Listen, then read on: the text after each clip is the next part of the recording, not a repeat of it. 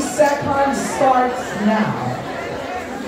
Ang aking Panginoon ay mapagmahal.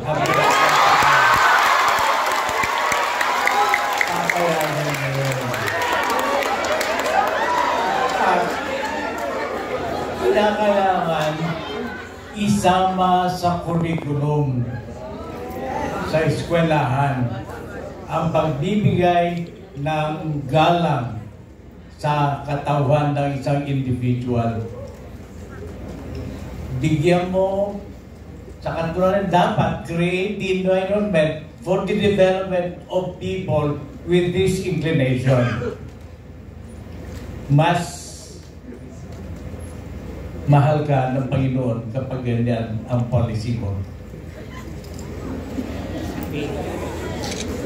Huwag ka nang marahas sa mga nag-iibigan.